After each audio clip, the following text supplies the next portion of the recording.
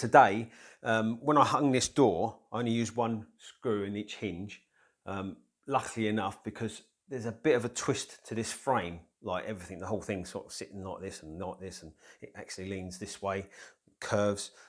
Old houses, you've got to love them. But I needed to move the top of it out slightly, so which is fine. But obviously now, because I've used or drilled a hole in the frame, now if you imagine that's the hole in the hinge, now my screw's here when it needs to be over here. So what I'm going to show you is how I sort that out. It's easy, it sounds worse than it is, but if we look at this hinge, we can see that this hole is just slightly over now. So when we do that up, that's not going to sit in the countersink right. So we need to move that hole over. But obviously if we just drill another hole next to it, you're just going to end up with this massive hole, which is no good to man or beast. So quick and easy way to fix that.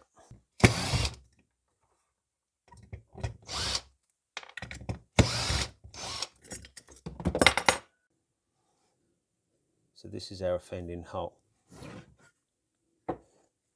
We need to fill that with something. So the easiest way that I find is a match.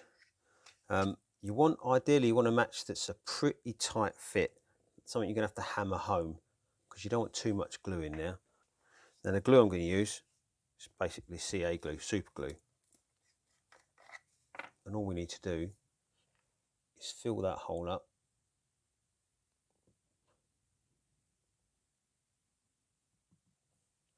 And then put some glue on the match. We want plenty of this in here. And then I twist it as it goes down, just to ooze all that out. And then give it a wipe, because we don't really want any of that excess left. And then this is mitre adhesive, but it's basically CA glue. So what we can do is spray it with some activator. So this is good if you're in a hurry, something's gone horribly wrong and you just want to fix it. Let that go off. And once that's gone off, the best way to do it is to cut off as low as you can, because if you go straight at this with a chisel, sometimes it will sort of just snap the wood and won't do a very nice join, or won't leave it very flush. And then now you just got a little tiny bit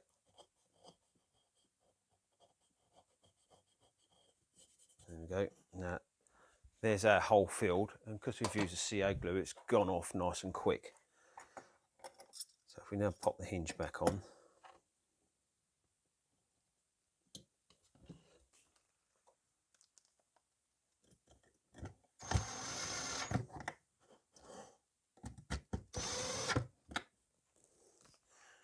now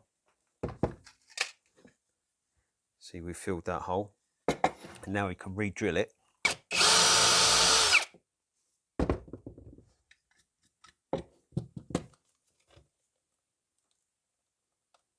There we go, see, nice and centered.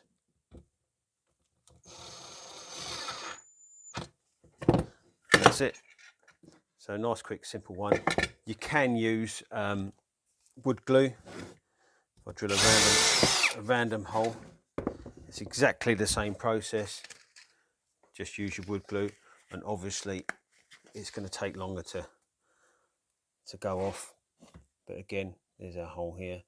The tighter fit, the better, really. With the wood glue, smear some around, pop it in the hole. Let's knock it in, and again wipe off that excess. You can I use matches just because they're kind of already the right sort of size.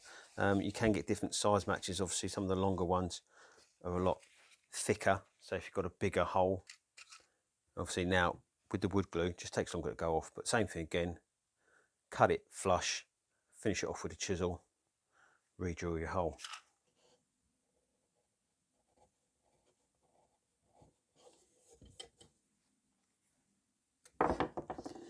And also you can use it for shifting a hole in your hinge. Same as if you've got a hole that's already there that you don't want there anymore, if you know what I mean. You can use it as filler. If you can find it's easier if you're painting it, but if you've got a big hole to fill it up with a bit of wood. You can use, like I say, I use matches, but you can use a scrap bit of wood and chisel a lump off of it, and then you can just trim it down to size and hammer it in, make like a wedge shape. Excuse my chisel injury. And then just hammer it in. The more wood, the better. And it'll push the glue out, wipe the glue off, and then there you have it. Hopefully this one's helped you out. Check out my other stuff. I'll see you on the next one.